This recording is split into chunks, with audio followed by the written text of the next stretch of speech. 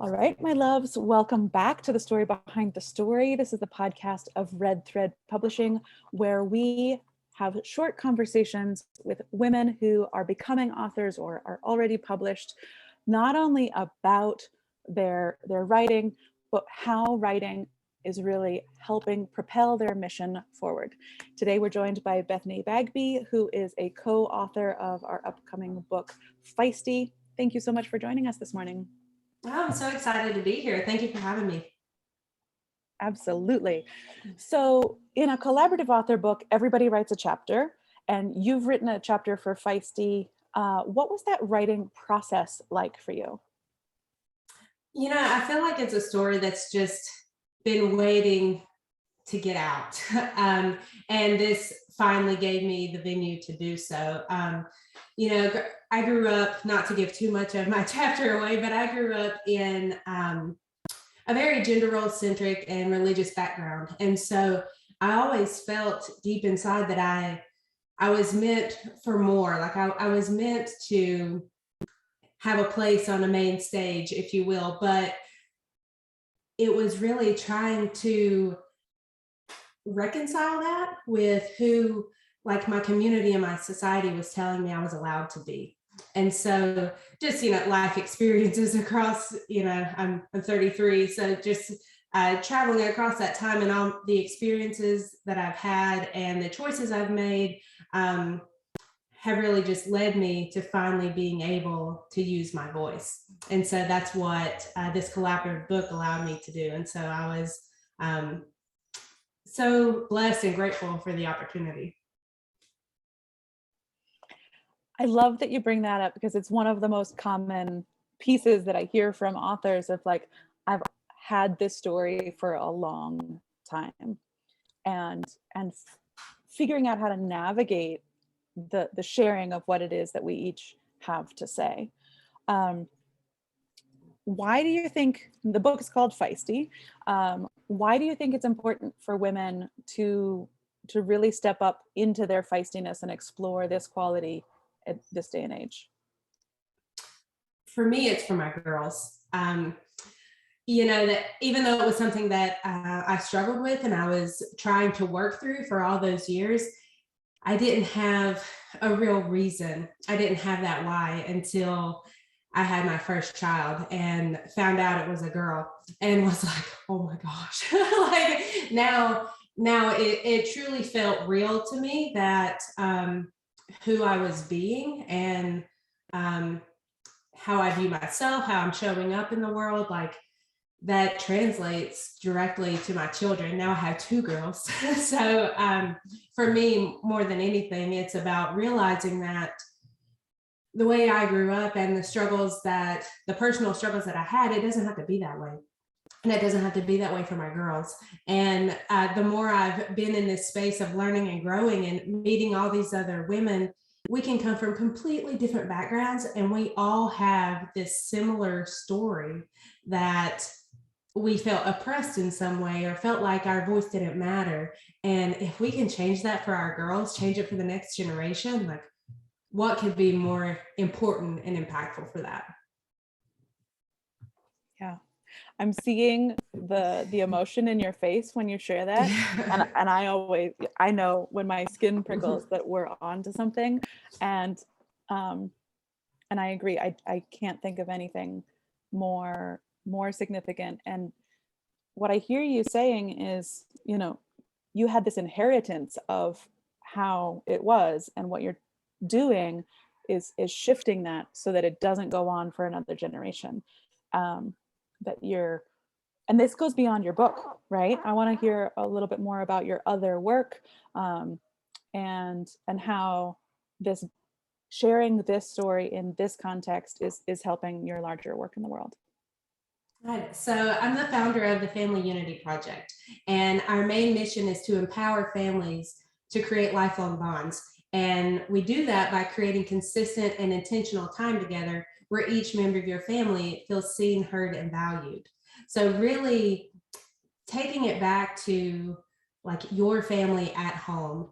And, like, we believe that's where it all starts. So if we are creating this quality time, this connection together, to where we not only create, it's about creating the support system and a true sense of belonging for our children, in our family, in our home. Because when you have that, then you have the freedom to explore who you are as an individual. You know that you're always supported, that you can venture out, and maybe you don't have to go through all the struggle of getting to that place where you're like, oh, I can do anything. I can explore who I am. I can explore what sets me on fire. You know, it's just, it's a culture you're creating in your home. And we believe that when you create that in your home, it's going to ripple into our communities, and it's going to change our communities as well. When we see each other in our own home, we learn how to see other people and learn that we all bring something different to the table. We have different beliefs, perceptions, and it doesn't make anyone right or wrong. We just get to use that to be better. And so that's what we're creating in the world. No, and I love that. There's each of us is bringing something so different, right? We're bringing our gifts. We're bringing something that's going to make the world better, and allowing. I love that you said, you know, allowing each other to be seen, but also that space creates for each individual to figure out who they are, instead of figuring out who I'm supposed to be trying to be. And then all of that wrestling that happens when I'm like, I don't feel like I get to be me, and I have to just like earn acceptance through contortionism. This is amazing. What's one thing that you'd like to offer, a message or your core belief that you just want to make sure gets heard again and again in the world?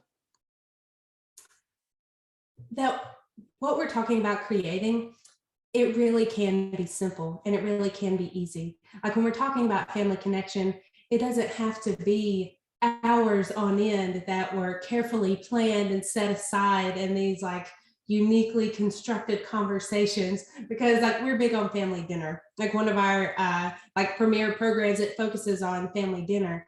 But we don't expect you to just be able to like sit down and have this in-depth conversation, right? Like the first 12 dinners may be just like, oh my gosh, I'm just trying to get through this with everyone at the table, you know? And so it's really about utilizing those small pockets of time. Like if you've got 30 minutes, great. That's fantastic. Like studies show that families, this is a pre-COVID study, but talked about how families are only spending maybe 20 to 30 minutes a day together of quality time. But if that's all you have, that's what you get. That's what you have. Like we get to use it. And use it. And use it. yeah. And we get to grow from there. Yeah. Right.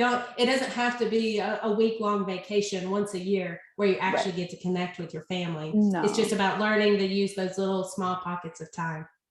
Well, and I love this because for so many, these aren't skills that we just inherited, that we just know how to do this, that we spend time together and be ourselves, that you're teaching more than one generation how to do this. And the kids that grow up with this, it's just going to be like, yeah, duh, of course, this is how we do things, right?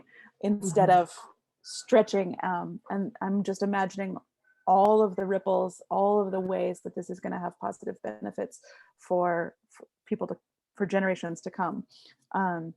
And I have a 6-year-old at home, and, you know, with the internet and 2 years of pandemic under our belts, that whole family dynamic has been strained in some way. And so I love that you're creating tools for families just to be seen, be heard.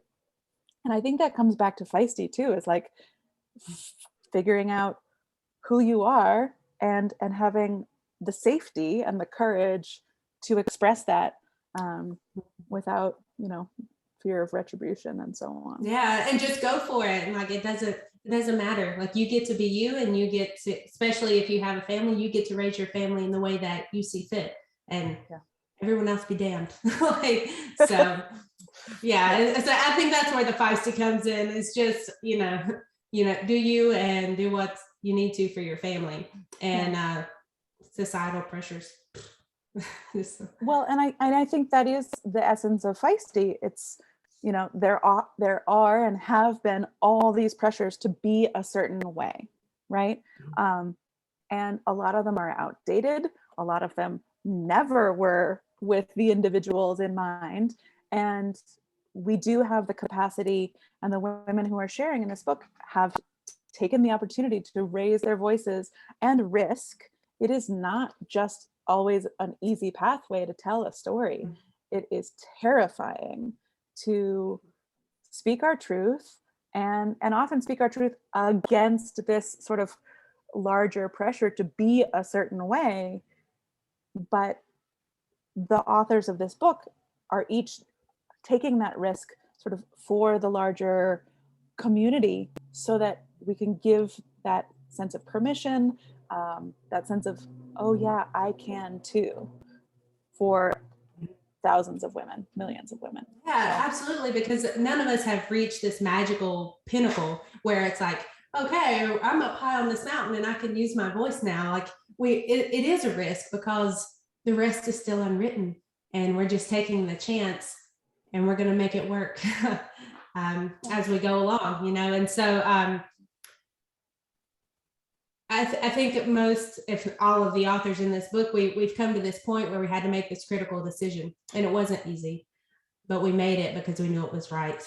And now, even though it may continue to be hard, we keep going, and we're creating this sisterhood of people to lean on. So you don't have to do it alone. And so even though it is hard and it is scary, you're not alone. Yeah. And I think that's the message that I want to leave us with, because it's so powerful we don't have to have it all figured out. I don't have it figured out. I mean, I'm doing the best I can, step by step by step.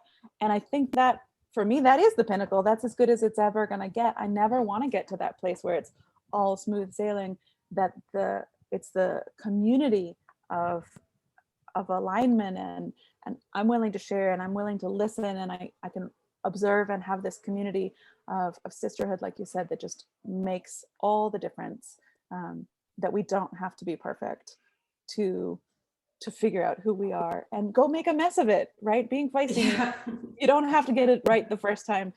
My chapter is largely about how I lost my feisty, actually, and the process of finding it much later, 30 35 years later. How do you reclaim it once it's been taken? But you definitely don't have to have it all sorted out, for sure. Bethany, Absolutely. thank you so much for the work that you're doing in the world, for sharing your story in Feisty, and for joining us on this podcast. It's been a pleasure. Oh, the pleasure's all mine. Thank you so much. For more information about Feisty, check the show notes, and to learn more about Bethany's organization, you can learn more about her in the show notes as well.